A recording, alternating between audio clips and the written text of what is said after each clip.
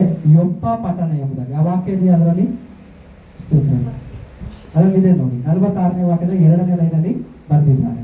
ಓದಿಯದು 19ನೇ ಅಧ್ಯಾಯ ಯೆಹೋಶುವ 46ನೇ ವಾಕ್ಯ.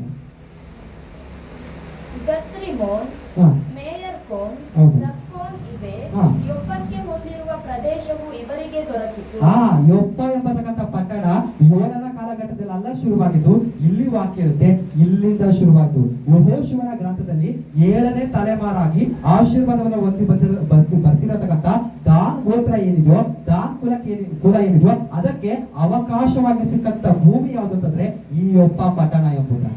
ಹಲ್ಲೆಲೂಯಾ. ಈ ಯೊಪ್ಪ ಪಟ್ಟಣ ಯಾರಿಗೆ ಅವಕಾಶವಾಗಿ ಸಿಕ್ಕಿದೆ ಅಂತಂದ್ರೆ ಅದು ದಾನ್ ಗೋತ್ರಕ್ಕೆ ಅವಕಾಶವಾಗಿ ಸಿಕ್ಕಿದೆ. ಆದ್ರೆ ಅದರ ಚರಿತ್ರೆ ಏನಂತಂದ್ರೆ, ಅವಕಾಶವಾಗಿ ಸಿಕ್ಕಿರತಕ್ಕಂತ ದಾನ್ ಗೋತ್ರದವರಿಗೆ ಈ ಯೊಪ್ಪ ಪಟ್ಟಣವನ್ನ ಅವ್ರು ಏನ್ ಮಾಡ್ಕೊಳಕ್ ಆಗಿಲ್ಲ ಅಂತಂದ್ರೆ ಸ್ವಾಧೀನ ಮಾಡ್ಕೊಂಡು ಅದರಲ್ಲಿ ಅವ್ರಿಗೆ ವಾಸ ಮಾಡಕ್ಕೆ ಆಗಿಲ್ಲ ಎಂಬುದಾಗಿ. ಹಲ್ಲೆಲೂಯಾ. ದಾನ್ ಗೋತ್ರದವರು ಒಂದು ಬೆಟ್ಟದ ಮೇಲೆ ವಾಸ ಮಾಡ್ತಿದ್ದಾರೆ ಅಂತ ಇಟ್ಕೊಳ್ಳೋಣ. ಆದ್ರೆ ಆ ಬೆಟ್ಟದ ಮೇಲೆ ಇರತಕ್ಕಂಥ ದಾನ್ ಗೋತ್ರದವರು ಕೆಳಗಡೆ ಇಳಿದು ಬಂದು ತಮಗೆ ಸ್ವಾಸ್ಥ್ಯವಾಗಿ ಕೊಡಲ್ಪಟ್ಟಿರ್ತಕ್ಕಂಥ ಯೊಪ್ಪ ಪಟ್ಟಣವನ್ನ ಅವರು ಕೈವಶ ಮಾಡಿಕೊಳ್ಳದ ಹಾಗೆ ದುಷ್ಟಶಕ್ತಿಗಳು ಕಾರ್ಯ ಮಾಡ್ತಾ ಇದ್ದಾರೆ. ಹಲ್ಲೆಲೂಯಾ. ಅವಕಾಶ ನಮ್ಮ ಹೆಸರಲ್ಲೇ ಇದೆ. 7ನೇ ತಲೆಮಾರಾಗಿ ಅಥವಾ 7ನೇ ಇದರಾಗಿ ಯಾರಿಗೆ ಕೊಟ್ಟಿದ್ದಾರೆ? ದಾನ್ ಗೋತ್ರಕ್ಕೆ ಯೊಪ್ಪ ಪಟ್ಟಣವನ್ನೇ ದೇವರು ಕೊಟ್ಟಿದ್ದಾರೆ. ಆದ್ರೆ ಅದರಲ್ಲಿ ವಾಸ ಮಾಡಿದ ಹಾಗೆ ಅಲ್ಲಿಂದ ಓಡಿಸಿ ಬಿಡ್ಬೇಕೆಂಬತಕ್ಕಂಥ ದುಷ್ಟ ಶಕ್ತಿಗಳು ಕೂಡ ಅದು ಕಾರ್ಯ ಮಾಡ್ತಾ ಇದೆ ಎಂಬುದಾಗಿ. ಹಲ್ಲೆಲೂಯಾ. ಅದಕ್ಕೆ ಶಕ್ತವಾಗಿ ನಾನು ಪದೇ ಪದೇ ಹೇಳ್ತಾ ಬರ್ತೀನಿ, ನಮ್ಮ ಪ್ರಾರ್ಥನೆಗಳು ಬಹಳ ಶಕ್ತವಾಗಿರ್ಬೇಕು. ಅವಕಾಶ ನಮ್ಮ ಹೆಸರಲ್ಲಿದ್ರು, ಭೂಮಿ ನಮ್ಮ ಹೆಸರಲ್ಲಿದ್ರು ಕೂಡ ಅಲ್ಲಿನ ವಾಸ ಮಾಡದ ಹಾಗೆ ಅಲ್ಲಿನ ದಾನ್ ಗೋತ್ರವನ್ನ ಓಡಿಸಿದ ರೀತಿಯಲ್ಲಿ ಓಡಿಸ್ಬೇಕೆಂಬುದಾಗಿ ಶತ್ರುವಿನ ಆಲೋಚನೆಗಳು, ಶತ್ರುವಿನ ಕಾರ್ಯಗಳು ನಮಗೆ ವಿರುದ್ಧವಾಗಿ ಒಂದು ಕ್ರಿಯೆ ಮಾಡುವಂತವನಾಗಿದೆ. ಹಲ್ಲೆಲೂಯಾ. ಭೂಮಿ ನಮ್ಮ ಹೆಸರನ್ನೇ ಇದೆ, ಆದ್ರೆ ಇರತಕ್ಕಂಥ ಭೂಮಿಲಿ ನಾವು ವಾಸ ಮಾಡಿದಾಗ ಶತ್ರುವಾದವನ್ನು ಕಾರ್ಯ ಮಾಡಬೇಕಿದ್ದಾಗೆ ಇಲ್ಲಿ ದಾನ್ ಗೋತ್ರದವರ ಪರಿಸ್ಥಿತಿ ಆಗಿದೆ. ಯೊಪ್ಪ ಪಟ್ಟಣ ಅವರಿಗೆ ಅವಕಾಶವಾಗಿ ದೇವರು ಕೊಟ್ಟಿದ್ದಾರೆ, ಆದ್ರೆ ಅವರು ವಾಸ ಮಾಡಿದ ಹಾಗೆ ಅವರ ಪ್ರಾಂತ್ಯವನ್ನ ವಿಸ್ತಾರ ಮಾಡಿದಾಗೆ ಶತ್ರುವಾದವನ್ನು ಕಾರ್ಯ ಮಾಡ್ತಕ್ಕಂಥದ್ದಾಗಿದ್ದಾರೆ. ಆದ್ರೆ ದೇವರು ಸುಮ್ಮನೆ ಬಿಡ್ತಕ್ಕಂಥ ದೇವರಲ್ಲ. ಅದೇ ಯೊಪ್ಪ ಪಟ್ಟಣಕ್ಕೆ ಕಾಲವು ಸಮಯವು ಮುದ್ದೆಗಡೆ ಓದಂತ ಸಮಯದಲ್ಲಿ ದೇವರ ವಾಕ್ಯ ಇರುತ್ತೆ. ಏನಂತಂದ್ರೆ ದೇವರು ಅಭಿಷಕ್ತನಾಗಿರ್ತಕ್ಕಂಥ ಅಪೊಸ್ತಲನಾಗಿರ್ತಕ್ಕಂಥ ಪೇತ್ರನ ಆ ಸ್ಥಳಕ್ಕೆ ಕಳಿಸಿಕೊಟ್ರು. ವ್ಯಕ್ತಿ ಹೋಗ್ತಾನೆ, ಹೋಗಿ ಏನ್ ಮಾಡ್ತಾರೆ? ವಾಕ್ಯ ಬರುತ್ತೆ, ಮೇಲ್ಮನೇಲಿ ಹೋಗಿ ಪ್ರಾರ್ಥನೆ ಮಾಡ್ತಾರೆ ಎಂಬುದನ್ನು. ದಾನ್ ಗೋತ್ರದವರ ಬಗ್ಗೆ ಆಲೋಚನೆ ಮಾಡುವಾಗ ಅವರು ಉನ್ನತವಾಗಿರ್ತಕ್ಕಂಥ ಬೆಟ್ಟದಲ್ಲಿ ಪ್ರದೇಶದಲ್ಲಿ ಇದ್ದಾರೆ. ಆ ಪ್ರದೇಶದಲ್ಲಿ ಇದ್ದು ದಾನ್ ಗೋತ್ರದವರು ಯೊಪ್ಪ ಪಟ್ಟಣ ಅವರಿಗೆ ಅವಕಾಶವಾಗಿದೆ. ಅರ್ಥ ಮಾಡ್ಕೊಳ್ಳಿ, ಅವರು ಉನ್ನತ ಪ್ರದೇಶವಾಗಿ ಬೆಟ್ಟದಲ್ಲಿ ವಾಸ ಮಾಡ್ತಿದ್ರೆ ಅವರಿಗೆ ಕೆಳಗಡೆ ಇರತಕ್ಕಂಥ ಯೊಪ್ಪ ಪಟ್ಟಣವನ್ನ ಅವಕಾಶವಾಗಿ 7ನೇ ತಲೆಮಾರಿಗೆ ಕೊಟ್ಟಿದ್ರು ಕೂಡ ಅದರ ಒಳಗಡೆ ಅವರಿಗೆ ವಾಸ ಮಾಡ್ಲಿಕ್ಕೆ ಶತ್ರುವಾದವರು ಬಿಟ್ಟಿಲ್ಲ. ಆದ್ರೆ ಕಾಲವು ಸಮಯವು ಕಳೆದಾಗ ಮೇಲ್ಮನೆಯಲ್ಲಿ ಹೋಗಿ ಅದೇ ಯೊಪ್ಪ ಪಟ್ಟಣದಲ್ಲಿ ಮಾಳಿಗೆ ಮನೆಯಲ್ಲಿ ಒಬ್ಬ ಹೋಗಿ ಪ್ರಾರ್ಥನೆ ಮಾಡ್ತಾನೆ. ಪ್ರಾರ್ಥನೆ ಮಾಡಿದಾಗ ವಾಕ್ಯ ಬರುತ್ತೆ, ಅವನಿಗೆ ದರ್ಶನ ಬಂತು ಎಂಬುದಾಗಿ. ಹಲ್ಲೆಲೂಯಾ. ಏನಂತೆ? ಆಕಾಶದಿಂದ 4 ಮೂಲೆಗಳಿರತಕ್ಕಂಥ ಒಂದು ಜೋಳಿಗೆ ಅವನ ಒಂದು ಪ್ರಾರ್ಥನೆ ಕೋಣೆಯಲ್ಲಿ ಅಥವಾ ಅವನ ದರ್ಶನದಲ್ಲಿ ಕಾಣಿಸಿ ಬಂದಿರ್ತಾನೆ. ದೇವರು ಅವನಿಗೆ ಹೇಳ್ತಾರೆ, ಪೇತ್ರನ ಎದ್ದು ಕುಯ್ದು ತಿನ್ನು ಎಂಬುದಾಗಿ. ಅವನು ಹೇಳ್ತಾನೆ, ನಾನು ಯೆಹೂದ್ಯನಾಗಿರೋ ಕಾರಣ ಅಶುದ್ಧವಾದ ಪದಾರ್ಥ ನಾನು ಕುಯ್ದು ತಿನ್ನೋದಿಲ್ಲ ಸ್ವಾಮಿ ಎಂಬುದಾಗಿ. ಹಲ್ಲೆಲೂಯಾ. ಅಂದ್ರೆ ಅವನು ಹೋಗಿ ಮೇಲ್ಮನೆಯಲ್ಲಿ ಅಥವಾ ಮಾಳಿಗೆ ಮೇಲೆ ದರ್ಶನವನ್ನ ಹೊಂದ್ಕೊಂಡು ಬಂದು ದಾನ್ ಗೋತ್ರದವರ ಪ್ರಕಾರವಾಗಿ ಅವಕಾಶವನ್ನು ಅವನು ಕಳ್ಕೊಳ್ಳಿದ, ಅವನಿಗೆ ಕೊಡಲ್ಪಟ್ಟಿರ್ತಕ್ಕಂಥ ಒಂದು ಸೇವೆನ ಕಳ್ಕೊಳ್ಳಿದ. ಅವನು ಉನ್ನತವಾಗಿರತಕ್ಕಂಥ ಮಾಳಿಗೆ ಮನೆಯಲ್ಲಿ ಹೋಗಿ ಪ್ರಾರ್ಥನೆ ಮಾಡಿ ದರ್ಶನ ಹೊಂದ್ಕೊಂಡು ಕೆಳಗಡೆ ಬಂದು ಅವನೇನ್ ಮಾಡ್ತಾನೆ?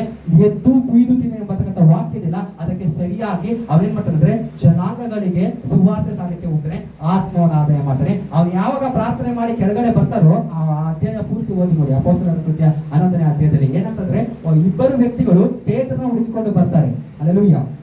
2 ವ್ಯಕ್ತಿಗಳು ಪೇತ್ರನ ಹುಡುಕಿಕೊಂಡು ಬರ್ತಾರೆ. ಅವ್ರು ಯಾರ ಕಡೆಯವರು ಅಂತಂದ್ರೆ ಕೊರ್ನೇಲನ ಎಂಬತಕ್ಕಂಥ ಅನ್ಯ ಜನಾಂಗದ ಭಕ್ತನ ಕಡೆಯವರಾಗಿರ್ತಾರೆ. ಅವ್ರು ಬಂದು ಕೇಳ್ತಾರೆ, ಏನಂದ್ರೆ ಇಲ್ಲಿ ಪೇತ್ರನ ಇಸ್ಕೊಳ್ಳತಕ್ಕಂಥ ಸೀಮೋನ್ ನಿಧಾನ ಅಂತ ಕೇಳುವಾಗ ದೇವರಾತ್ಮ ಪೇತ್ರನ ಒಳಗಡೆ ಹೇಳುತ್ತೆ, ನಾನು ಏನ್ ಮಾಡ್ತೀನಿ ಅಂತಂದ್ರೆ ಇಲ್ಲಿ ಕಳಿಸಿರತಕ್ಕಂಥ ಮನುಷ್ಯರ ಜೊತೆಲಿ ನೀನು ಹೋಗು, ಕೊರ್ನೇಲನ ಮನೆಗೆ ಹೋಗು ಎಂಬುದಾಗಿ ದೇವರಾತ್ಮ ಹೇಳಿದಾಗ ಪೇತ್ರನು ಹೋಗಿ ಅನ್ಯ ಜನಾಂಗಕ್ಕೆ ಸುವಾರ್ತೆ ಹೇಳುವಂತಾಗ್ತಾನೆ. ಆದ್ರೆ ಅವನಿಗೆ ಸಿಕ್ಕಂತ ಆ ದರ್ಶನವನ್ನು ಹೊಂದಿಕೊಂಡು ಬಂದು ಕೆಳಗಡೆ ಬಂದು ಅವ್ನು ಎದ್ದು ಕುಯ್ದು ತಿಂದನು ಎಂಬುದಾಗಿ. ಆದ್ರೆ ಇದು ದಾನ್ ಗೋತ್ರದವರ ಕಾಲಘಟ್ಟದಲ್ಲಿ ನಡೆಯಲಿಲ್ಲ ಎಂಬುದಾಗಿ ಸತ್ಯ ಹೇಳುತ್ತೆ. ಈ ಮುಂಜಾನೆ ವೇಳೆ ಈ ಮಾತನ್ನ ಹೇಳಿ ನಾನು ಮುಗಿಸ್ಲಿಕ್ಕೆ ಬಯಸ್ತೇನೆ. ಏನಂತಂದ್ರೆ ದೇವರು ನಮ್ಮ ಕೈಗೆ ಕೊಟ್ಟಿರತಕ್ಕಂಥದ್ದನ್ನ ನಾವೇನ್ ಮಾಡ್ಬೇಕಂದ್ರೆ ದೇವರ ಸಮ್ಮುಖದಲ್ಲಿ ದರ್ಶನವನ್ನ ಹೊಂದ್ಕೊಂಡ್ಬಂದು ಅದನ್ನ ನಾವು ಎದ್ದು ಕುಯ್ದು ಪೇತ್ರನು ತಿಂದ ಹಾಗೆ ನಾವು ತಿನ್ನುವಂತವರಾಗಿದ್ದೇವೆ. ಹಲ್ಲೆಲೂಯಾ. ಈ ಒಂದು ಯೊಪ್ಪ ಪಟ್ಟಣದಲ್ಲಿ ಇನ್ನೊಂದು ಕಾರ್ಯ ಇದೆ. ಅದೇನು ಅಂತಂದ್ರೆ, ಹಲ್ಲೆಲೂಯಾ, ಈ ಒಂದು ದೇವರ ಅಭಿಷಕ್ತನು ಅಪೊಸ್ತಲನಾಗಿರತಕ್ಕಂಥ ಪೇತ್ರ ಅವರಿದಾರಲ್ಲ, ಆ ಪೇತ್ರ ಅವರ ಮೈಂಡ್ ಸೆಟ್ ಅನ್ನೇ ದೇವರು ಬದಲಾಯಿಸಿರುವಂತ ಸತ್ಯ ಹೇಳುತ್ತೆ. ಹಲ್ಲೆಲೂಯಾ. ಯಹೂದ್ಯರಾಗಿ ಹುಟ್ಟಿದವರು ಅವರು ಶುದ್ಧಾಚಾರದಲ್ಲಿ ಬಹಳವಾಗಿರತಕ್ಕಂಥವ್ರು. ಅವ್ರು ಸ್ವಲ್ಪ ಅಶುದ್ಧ ಅಥವಾ ಸ್ವಲ್ಪ ಗಲೀಜಾಗಿರತಕ್ಕಂಥ ಕಾರ್ಯದಲ್ಲಿ ಅವ್ರು ಯಾವತ್ತೂ ಏನ್ ಮಾಡೋದಿಲ್ಲ, ಅವ್ರು ಕೈ ಹಾಕೋದಿಲ್ಲ. ಅದಕ್ಕೆ ದರ್ಶನ ಬಂದಾಗ ದರ್ಶನದಲ್ಲಿ ನೋಡುವಂತ ಸಮಯದಲ್ಲಿ ಈ ಸಕಲ ಕ್ರಿಮಿ ಕೀಟಗಳು ಜೀವರಾಶಿಗಳೆಲ್ಲ ಇದೆ. ಅದನ್ನ ನೋಡಿದಾಗ ಪೇತ್ರ ಅವ್ರು ಹೇಳ್ತಾರೆ, ಸ್ವಾಮಿ ಓಲೆ ಆಗಿರತಕ್ಕಂಥದ್ದನ್ನ ನಾನು ಎಂದು ಕೊಯ್ದು ಏನ್ ಮಾಡ್ತಿಲ್ಲ, ನಾನು ಅದನ್ನ ತಿನ್ನೋದಕ್ಕೆ ಓಲೆ ಆದ ಪದಾರ್ಥವನ್ನ ನಾನು ಏನ್ ಮಾಡಲ್ಲ, ನಾನು ತಿನ್ನೋದಿಲ್ಲ ಎಂಬುದಾಗಿ ಹೇಳ್ತಾರೆ. ಆ ವಾಕ್ಯದಲ್ಲಿ ಯಾಕೆ ಆ ಮಾತನ್ನ ಅವ್ರು ಹೇಳಿದ್ರು ಅಂತಂದ್ರೆ, ಬೈಬಲ್ ಅಲ್ಲಿ 11ನೇ ಅಧ್ಯಾಯದಲ್ಲಿ ಓದುವಂತ ಸಮಯದಲ್ಲಿ ಪೇತ್ರನು ಬಂದು ಯೊಪ್ಪ ಪಟ್ಟಣದಲ್ಲಿ ಯಾರ ಮನೆಯಲ್ಲಿ ಇಳ್ಕೊಂಡಿದ್ದಾರೆ ಅಂತ ಸತ್ಯವೇದ ಕೇಳಿದ್ರೆ ಸತ್ಯವೇದ ಹೇಳುತ್ತೆ, ಚರ್ಮಕಾರನಾಗಿರುವ ಸೀಮೋನನ ಮನೆಯಲ್ಲಿ ಇರ್ತದೆ. ಚರ್ಮಕಾರನಾಗಿರುವಂತ ಸೀಮೋನನ್ ಏನು ಅಂತಂದ್ರೆ, ಸತ್ತಿರತಕ್ಕಂಥ ಪ್ರಾಣಿಯ ಚರ್ಮವನ್ನು ತೆಗೆದು ಅದರಿಂದ ವಸ್ತುಗಳನ್ನ ಉಂಟು ಮಾಡಿ ಸೇಲ್ ಮಾಡತಕ್ಕಂಥವ್ರು.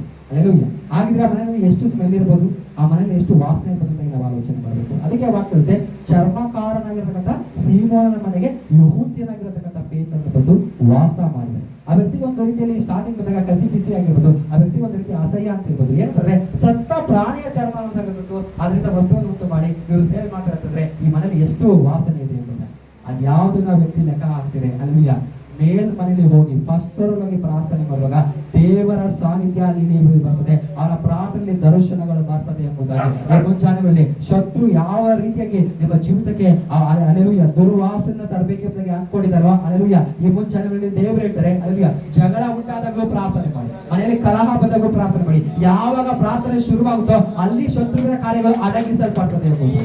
ಅಲೆಲುಯ್ಯ ಜಗಳ ಉಂಟಾದಾಗೂ ಪ್ರಾರ್ಥನೆ ಮಾಡಬೇಕು. ಜೀವಿತದಲ್ಲಿ ಏನೇ ಸಮಸ್ಯೆಗಳು ಬಂದರೂ ಕೂಡ ಪ್ರಾರ್ಥನೆ ನಿರಂತರವಾಗಿರ್ಬೇಕು. ಪ್ರಾರ್ಥನೆ ಮಾಡೋದನ್ನ ಬಿಡಬಾರ್ದು, ಪ್ರಾರ್ಥನೆ ಮಾಡೋದನ್ನ ಬಿಡ್ಲಿಕ್ಕೆ ಹೋಗ್ಬಾರ್ದು. ಅದಕ್ಕೆ ಯೇಸು ಕ್ರಿಸ್ತರು ಹೇಳ್ತಾರೆ ಏನಂತಂದ್ರೆ, ಪ್ರಾರ್ಥನೆಯಲ್ಲಿ ಬೇಸರಗೊಳ್ಬಾರ್ದು, ಬೇಸರಗೊಳ್ಳದಾಗೆ ಪ್ರಾರ್ಥನೆ ಮಾಡಬೇಕಾಗಿ. ಜೀವಿತದಲ್ಲಿ ಏನೇ ಸಂಭವಿಸಿದ್ರು ಕೂಡ ಪೇತ್ರ ಅಂದ್ಕೊಂಡಿರ್ಬೋದು, ಯಾಕಂದ್ರೆ ಚರ್ಮವಾದ ಸುರಿಯತಕ್ಕಂಥ ಮನೆಗೆ ನಾನು ಬಂದಿದ್ದೇನೆ, ನಾನು ಇಲ್ಲೇ ಪ್ರಾರ್ಥನೆ ಮಾಡೋದು ಇದ್ಯಾ ಒಳ್ಳೆ ಸ್ಥಳ ಎಂಬುದಾಗಿ ಆ ವ್ಯಕ್ತಿ ಆಲೋಚನೆ ಮಾಡಿಲ್ಲ. ಸಿಕ್ಕ ಸಮಯದಲ್ಲಿ ಹೋಗಿ ಆ ವ್ಯಕ್ತಿ ಫಸ್ಟ್ ಫ್ಲೋರಲ್ಲಿ ಮಾಳಿಗೆ ಮನೆಯಲ್ಲಿ ಪ್ರಾರ್ಥನೆ ಮಾಡ್ಲಿಕ್ಕೆ ಶುರು ಮಾಡಿದ್ರೆ, ಪ್ರಾರ್ಥನೆ ಮಾಡ್ಲಿಕ್ಕೆ ಶುರುವಾದಾಗ ಏನಾಗ್ತದಂದ್ರೆ ದೇವರ ದರ್ಶನ ಅಲ್ಲಿಗೆ ಬರ್ಲಿಕ್ಕೆ ಆ ವ್ಯಕ್ತಿಗೆ ಸಾಧ್ಯವಾಗುತ್ತೆ. ಈ ಮುಂಚಾನೆಗಳಲ್ಲಿ ದೇವರ ಸಭೆಯನ್ನು ನಿಮ್ಮನ್ನು ನೋಡಿ ಹೇಳಲಿಕ್ಕೆ ಬಯಸ್ತಾರೆ ಏನಂದ್ರೆ, ನಿಮ್ಮ ಪ್ರಾರ್ಥನೆ ನಿರಂತರವಾಗಿರ್ಬೇಕು. ನಿಮ್ಮ ಪ್ರಾರ್ಥನೆ ನಿರಂತರವಾಗಿ ಕಂಟಿನ್ಯೂ ಆಗಿ ನೀವು ಪ್ರಾರ್ಥನೆ ಮಾಡುವಾಗ ಪೇತ್ರನು ಧ್ಯಾನ ಪರವಶ ಆದಾಗೆ, ಪೇತ್ರನು ದರ್ಶನಗಳು ಹೊಂದಿಕೊಂಡ ಹಾಗೆ ನಿಮ್ಮ ಜೀವಿತಕ್ಕೆ ಕೂಡ ಅಲ್ಲಿಯ ಕೆಲವುದನ್ನ ದೇವರು ಕೈವಶ ಮಾಡಿಕೊಡ್ತಾರೆ ಅಂತಾಗೆ. ಪೇತ್ರನಿಗೆ ಅನ್ಯ ಜನಾಂಗವಾಗಿರತಕ್ಕಂಥ ಅಲೆಲುಯ್ಯ ಕೊರ್ನೇಲನ ಒಂದು ಏನು ಅಲೆಲುಯ್ಯ ಕೊರ್ನೇಲನ ಮನೆಯ ಪೇತ್ರನಿಗೆ ಕೊಟ್ಟ ಹಾಗೆ ಅದು ಅನ್ಯ ಜನಾಂಗಕ್ಕೆ ಸುವಾರ್ತೆನ ಹೇಳಿಕೆ ಪೇತ್ರನ ದೇವರು ಉಪಯೋಗಿಸಿದಾಗೆ ಈ ಮುಂಚಾನೆಗಳಲ್ಲಿ ನೀವು ಶಕ್ತವಾಗಿ ಪ್ರಾರ್ಥನೆ ಮಾಡುವಾಗ ಅಲೆಲುಯ್ಯ ಯೋಪ ಪಟ್ಟಣದ ಚರಿತ್ರೆಯನ್ನ ಬದಲಾಯಿಸ್ತಾ ಅದೇ ದೇವರು ನಿನ್ನ ಚರಿತ್ರೆನ, ನಿನ್ನ ಕುಟುಂಬವನ್ನ ಅದನ್ನು ಬದಲಾಯಿಸಲಿಕ್ಕೆ ಸರ್ವಶಕ್ತ ದೇವರಾಗಿದ್ದಾರೆ. ನಾವು